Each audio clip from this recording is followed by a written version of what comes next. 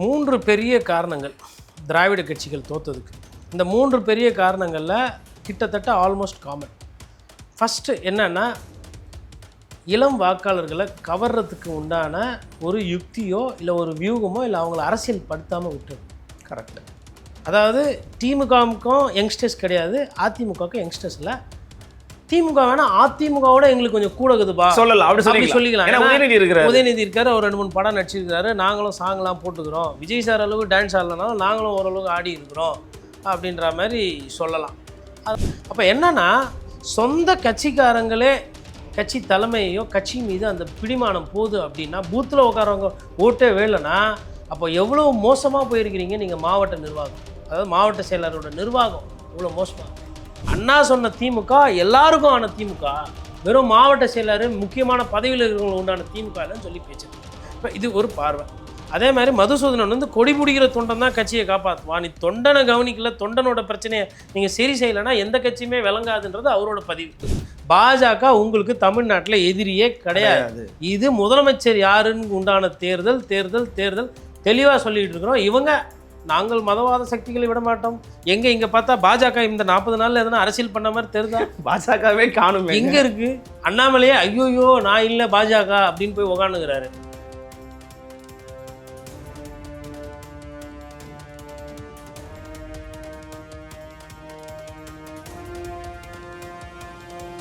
வணக்கம் நேயர்களுக்கு அன்பு வணக்கம்.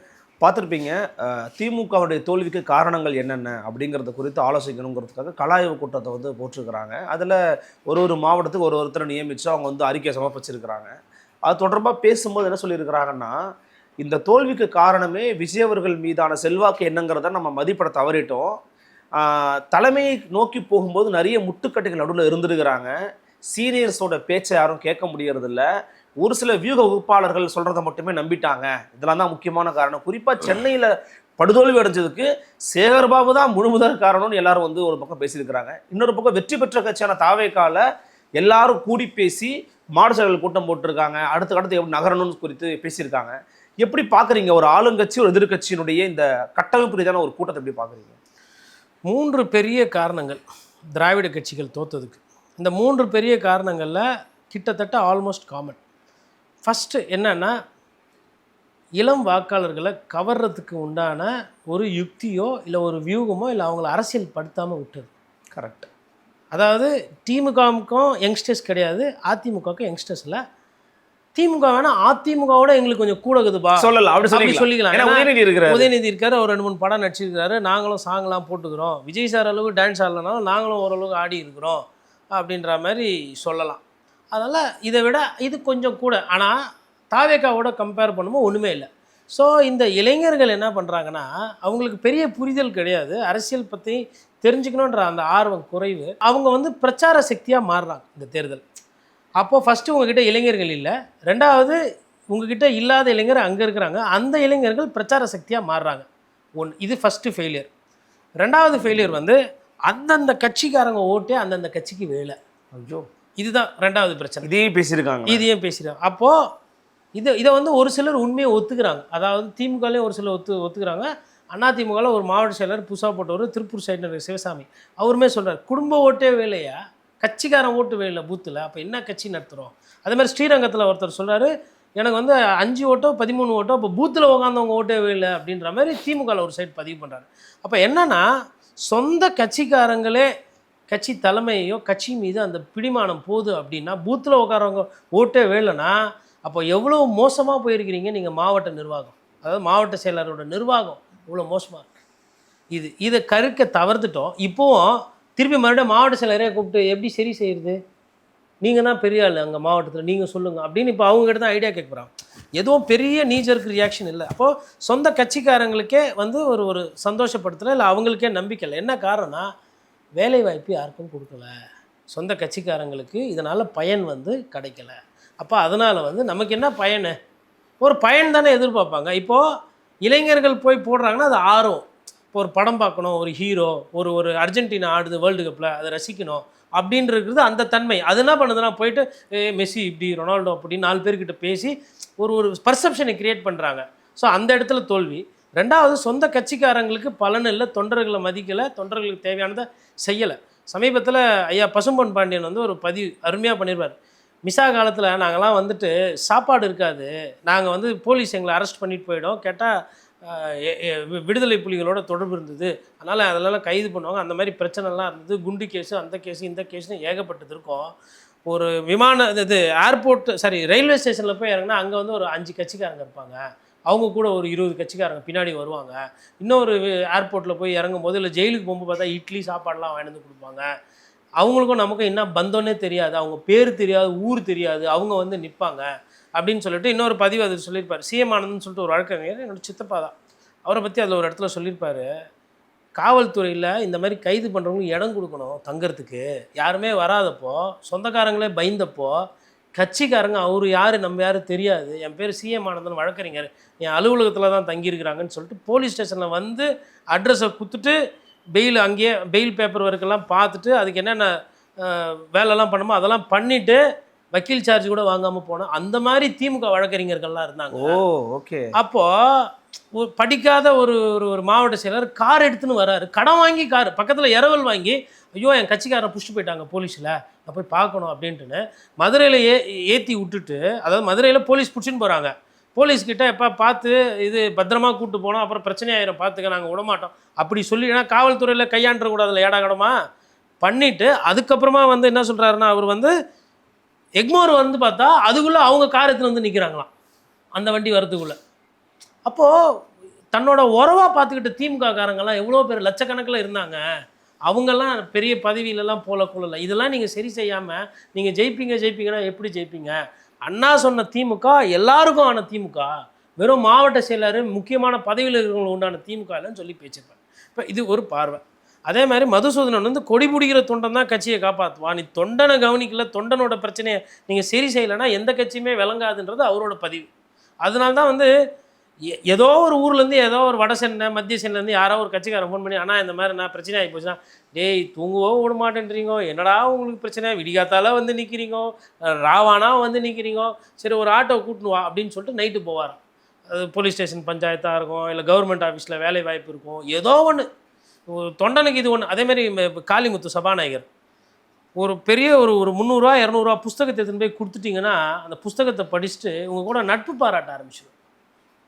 அந்த புக்கு குத்தியா நல்லா இருந்தது, அது அருமையாக இருந்தது, அதை பார்த்து அந்த கூட்டத்தில் பேசினேன். அப்போது இப்படிலாம் அந்த அரசியல் பண்பு இன்னைக்கு என்ன ஆகி போச்சு, காசு யார் காசு எடுத்துன்னு வந்து கொட்டுறாங்களோ அவங்க தான் அவங்களுக்கு பதவி, அவங்க தான் அமைச்சர். இப்போ இப்படி நீங்கள் திராவிட கட்சிகள் கட்சி நடத்தினா நீங்கள் எப்படி தோப்பீங்க? இது ரெண்டாவது. இல்லை இன்னொன்று சொல்கிறாங்கல்ல, அதாவது விஜயை மதிப்பீடு செய்கிறதுக்கு நீங்கள் அந்த அமைப்பு பெண் அமைப்பு அது இதெல்லாம் வச்சுருந்தீங்க, என்ன பண்ணீங்க நீங்கள் ஒழுங்கானீங்க, நீங்கள் கணிக்கலை தானே அப்படின்னு சொல்கிறாங்க. இப்போ பெண்களை வந்து கணிக்க தவறிட்டீங்கன்ற கம்ப்ளீட் ஃபெயிலியர். இப்போ 2 பார்த்துட்டோம். மூணாவது அதுதான் கணிக்க தவறியது. அதாவது சொத்து வரி ஏற்றுவோம், கரண்ட் பில்லை ஏற்றுவோம், தண்ணி வரி ஏற்றுட்டு இதுதான் சமூக வளர்ச்சி, சமூகத்துக்கு உண்டான வளர்ச்சி, மதசார்பின்மை, பாஜக வந்து விடக்கூடாது. நான் ஃபஸ்ட்லேருந்தே சொல்கிறேன், கோல் போஸ்டே தப்பு.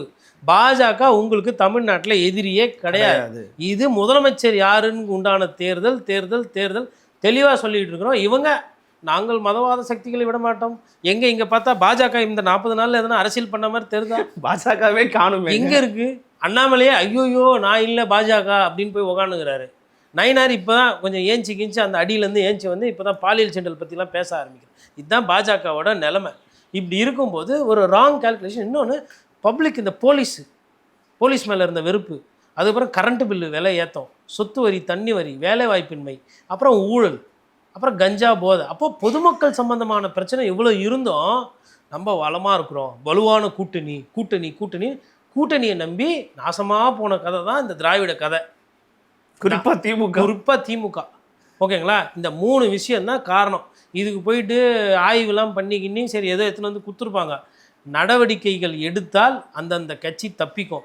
இல்லை நாங்கள் இப்படி தான் பண்ண போகிறோம், நாங்கள் இந்த மாவட்டத்தை இவருக்கு நேர்த்தி விட்டோம், இந்த மாவட்டத்தை அவர் மகனுக்கு நேர்த்தி விட்டோம், இந்த மாவட்டம் எங்கள் குடும்பத்திலேருந்தே போய் பார்த்துக்குவாங்க, இப்படியெல்லாம் நீங்கள் பண்ணினீங்கன்னா கண்டிப்பாக அதே மாதிரி இல்லை சேரவங்க நடவடிக்கை எடுத்துருவாரா முதலமைச்சர்? ஏன்னா பரந்தாமன் அண்ணா சொல்லியிருக்கிறாங்க, பரதிலம் சொல்லியிருக்கிறாரு, எல்லாருமே பேசுகிறாங்க, சென்னை தோல்விக்கு அவர் தாங்க காரணங்கிறாங்க. நடவடிக்கை எடுத்துருவாங்க தெரில. அதாவது நாயகன் படத்தில் கடைசியாக கேட்பாங்களே நீங்கள் நல்லவரா கெட்டவரா அந்த மாதிரி தெரியலப்பா. போய் இன்றைக்கி போய் அவங்க அண்ணா அறிவாலயத்தை கேட்டிங்கன்னா அவங்களுக்கு தெரியல நடவடிக்கை எடுப்பாங்களா எடுக்க மாட்டாங்க. நடவடிக்கை எடுக்கிற மாதிரி தெரியலையே. அதாவது ஒருத்தர் 2 பேர் இல்லை, நீங்கள் ஒருவேளை இப்போது விஜய் சார் வந்து மாறு வேஷத்தில் போய் விசாரிக்கிறாருன்றாங்கல்ல, ஆமா. அதே மாதிரி பழைய முதல்வர் ஸ்டாலின் அவர்கள் மாறு வேஷத்தில் போயிட்டு நான் தான்ப்பா பழைய பகுதி செயலாளர் வந்திருக்கேன் திமுகவில் அப்படின்னு சொல்லிட்டு எம்பி கிட்ட எம்எல்ஏ கிட்ட பகுதி செயலாளர் ஒன்றிய செயலாளருக்கெல்லாம் போய் விசாரிச்சாரு. ஏன்னா உண்மையை புட்டு வைப்பாங்க. இதுக்கு ஐடியாவாக இருக்கேன் இது. நான் என்ன சொல்கிறேன், மாறு வேஷத்தில் போய் கட்சிக்காரங்கிட்ட விசாரிங்க. என்னப்பா உங்கள் மாவட்டத்தை பற்றி நீ என்னப்பா நினைக்கிற அப்படின்னா கழுவி ஊற்றுவாங்க. ஓகே, நீங்கள் வந்து ஆளை சொல்லி ஒரு ஆளை போட்டவங்களும் அவங்க என்ன பண்ணுறாங்க, அந்த ஆளையே கரெக்ட் பண்ணுறாங்க. இது கரெக்ட் பண்ணுற வேலை பண்ணி தானே மொத்தமாக தப்பாக போச்சு. குறிப்பாக தாவேக்கா ஏன்னா இன்னைக்கு வந்து பல வெளியில கட்சியிலேருந்து உள்ளுக்குள்ளே வராங்கல்ல, அதை எப்படி அடாப்ட் பண்ணுறதுன்றதை பற்றியும் பேசியிருக்கிறாங்க. அதே சமயம் இப்போ 132 மாவட்ட செயலர்கள் இருக்கிறாங்க, அது இன்க்ரீஸ் பண்ணுறதை பற்றியும் பேச்சுவார்த்தை நடந்திருக்குது ஆனந்த் தலைமையில். எப்படி பார்க்குறீங்க நீங்கள்? அவங்க எதுவுமே கஷ்டப்பட வேணாம், வரவங்க தான் வந்து புரிஞ்சுக்கணும். நம்ம இந்த இடத்துல மார்க்கெட்டை எடுக்கணும். ஆல்ரெடி அங்கே ஒரு மாவட்ட செயலர் இருக்கிறாரு, நம்ம திமுகலேருந்து வரோம், அப்புறம் இன்னொருத்தர் நம்ம அதிமுகலேருந்து வரோம். அந்த மணல் குவாரியில் அவங்க தான் மணல் அள்ளுவாங்க. நம்ம அதை எப்படி எடுக்க, நம்மளாம் இப்போ தாவேக்கா சேர்ட்டோம், அவங்க வந்து சேர்றவங்க பிரச்சனை அது. நீங்கள் அதை பற்றியெல்லாம் எதுவும் கவலைப்பட வேணாம். மற்றபடி மாவட்ட செயலர் எண்ணிக்கையை அதிகப்படுத்த போகிறான்ற மாதிரி சொல்கிறாங்க. மாவட்ட செயலர்கள் படுத்தாதது அந்த கட்சியை பலப்படுத்துறதெல்லாம் ஒரு விஷயங்க. ஃபஸ்ட்டு ஒழுக்கத்தில் அவங்களுக்கு நிறைய சிக்கல் வருது. சொந்த கட்சிக்காரர்களே நிறைய கேஸ். இப்போ அண்மையில் கூட பாலியல் சிக்கல்கள் நடந்து அதிகமாகிட்டு இருக்கு. குறிப்பாக எதிர்க்க தலைவர் சொல்கிறாரு, உங்கள் கட்சியின் எம்எல்ஏ சரவணனை முதல்ல பதவி நீக்கம் பண்ணுங்க அப்படின்னு சொல்லி கூட பேசுகிறேன். ஆனால் அவர் பேரும் ஒரு இடத்துல அடிபட்டுருக்கு ஸ்ரீவைகுண்டத்தில். ஒரு உதயநிதி ஸ்டாலின் இன்றைக்கி தேர்தலில் எதிர்கட்சி தலைவர், திமுகவோட எதிர்கட்சி தலைவர்.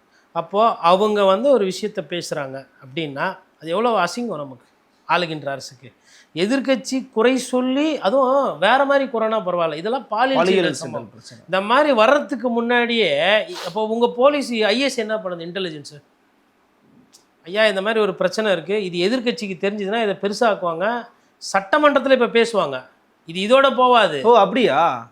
வேற என்ன பண்ணுவார் சட்டமன்றத்தில்? வேற என்ன பண்ணுறது? எவ்வளோ நேரம் தான் விவசாயி நெல் பேசுறது, மேகதாது பேசுறது, ஒவ்வொருத்தரும் ஒரு டாபிக் எடுக்கணும்ல, இதையும் பேசுவாங்க. இது கண்டிப்பாக பேசுவாங்க. எப்படி பேசாமல் இருப்பாங்க?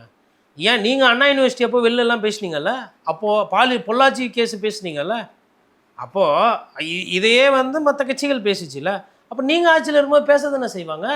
அப்போ உங்களுக்கு ஒரு நியாயம், மற்றவங்களுக்கு ஒரு நியாயம், கண்டிப்பாக பேசுவாங்க. பேசும்போது விஜய் அவர்கள் சிக்காய் சட்டமன்றத்தில் உட்கார்ற மாதிரி இருக்கும். இது எப்படி முட்டு கொடுப்பீங்க? இது எப்படி பதில் சொல்லுவீங்க? ஆமாங்க, என்னோட ரசிகை ஒன்று 20 வருஷமாக 25 வருஷமாக என்னோடய ஃபேனு, அந்தம்மா வந்து தாவேக்கால இருந்தது உண்மைதான், அது வந்து போகும்போது ஏதோ பழக்கமாகி போச்சு, 2-3 பேர் சந்தோஷமாக இருந்துக்கிறாங்க, அப்புறம் அது பிரச்சனையாகி போச்சு, அப்புறம் எம்எல்ஏ தான் பஞ்சாயத்து பண்ணி வேலை வாங்கி தரேன், ஆனந்த் அண்ணன்கிட்ட கூட்டிட்டு போய் விட்றேன், அதில் அந்த அண்ணன்கிட்ட போய் நான் சொல்கிறேன் அமைச்சர்கிட்ட, இப்படிலாம் பேசினாருன்னு ஒத்துக்க முடியும்? மறுக்கணும். மறுத்தா வழக்கு பதியப்பட்டிருக்குது. அந்த பெண்மணி வந்து பத்திரிகையாளர்கிட்ட சொல்கிறாங்க, ஒரு பெண்மணி வந்து தன்னோட சம்பந்தமான விஷயம், பாதிப்பு சம்பந்தமான பொய் சொல்ல வேண்டிய அவசியம் இல்லை. இன்னொன்று, எல்லாம் ஆளுங்கட்சியில் இருக்கீங்க, உங்களை எதிர்த்து தவறாக அவதூறாக ஒரு பொய் பிரச்சாரம் பண்ணால் சட்டப்படி ஆளுங்கட்சிக்கு எதிராக பேசுகிறாங்க, ரைட்டுங்களா? அப்போ அது சிக்கலாகும். அப்போ அதில் ஏதோ முகாந்திரம் இருக்குது.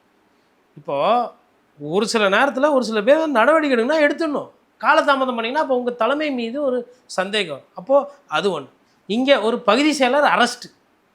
என்னன்னா, ஆலந்தூரில் ஐயா ஹாப்பியாக இருந்திருப்பார் பொழுது, எங்கன்னா ஹாப்பி என்டிங் கிடைக்குமான்னு தேடி போய்க்கிறார். புஷ்டாங்க பொதுமக்கள்லாம் சேர்ந்து.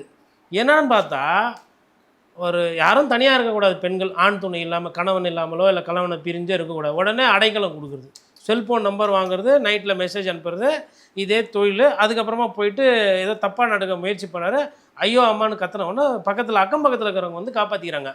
சிங்கப்படை வரல, சிங்கப்பெண்ணையோ இல்லை அங்கே இருக்கிற 100 போலீஸு லோக்கல் போலீஸ் வரல, அக்கம் பக்கத்தில் இருக்கிறவங்க வந்து சத்தம் போட்டவனு கூச்சல் போட்டவொன்னே வந்து கையங்கலமாக இது பண்ண ஓட்டுக்கிறாரு சார்.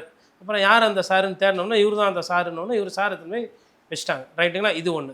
இவர் பகுதி செயலாளர். பகுதி செயலாளர்னால் என்னன்றது ஏன்னா நிறைய பேர் தெரியாது, அதனால் புரிய வைக்கணும். பகுதி செயலாளர்ன்றவர் வாய்ப்பு கிடைத்தால் எம்எல்ஏ ஆகலாம், கவுன்சிலர் ஆகலாம், ஜோனல் சேர்மேன் ஆகலாம். அதாவது பப்ளிக் வார்டு செக்ரட்டரினா வட்ட செயலாளர், ஜோனல் செக்ரட்டரினா கவுன்சிலர் ப்ளஸ் எம்எல்ஏ வரலும் போவோம், கவுன்சிலர் இல்லை சேர்மேன் வரலாம் ஆகலாம். இவரை இந்த இப்போ நடவடிக்கை எடுக்கலாம் அடுத்து இவர் எங்கே போய் நிற்பார் அக்டோபர் மாதத்தில் இருப்பாரு. சீட்டு கேட்பார், கவுன்சிலர் சீட்டு கேட்பார். ஏன்னா எம்எல்ஏ சான்ஸ் முடிஞ்சு போச்சு. அடுத்து கவுன்சிலரு, டெப்யூட்டி மேயர் கூட ஆகலாம். இல்லை ஒருவேளை ஐயா ஈசிஆர் சரவணன் ரொம்ப பிடிச்சி போச்சுன்னா அவர் மாவட்டம் தான் வரும். பா தென் சென்னையிலேருந்து ஆகட்டும் மேயர், ஏன்னா பனையூர் வீடு பக்கத்துலேயே இருக்குது. நமக்கு வந்து தளபதி இருக்கிற இடத்துலேயே மேயர் இருந்தால் பக்கம் இல்லை தென் சென்னையிலேயே, அது மாதிரி கூட ப்ரொமோட் பண்ணிக்கலாம் அங்கே இருக்கிற ஒரு ஆளை. இப்போது பார்த்துக்கோங்க. அப்புறம் இன்னொருத்தர் சேலத்தில் ஒரு ஒன்றியத்தில் அவர் கொஞ்சம் டிஃப்ரெண்ட்டானவர். எப்படின்னா வீடியோஸ்லாம் எடுத்துக்கு வரான், லேடிஸ் வீடியோஸ் எது இருந்தாலும் அவருக்கு ரொம்ப பிடிக்குமா, எடுத்து பத்திரமா வச்சுக்கு வரான், ஃப்ரெண்ட்ஸுக்கிட்டலாம் ஷேர் பண்ணுறது.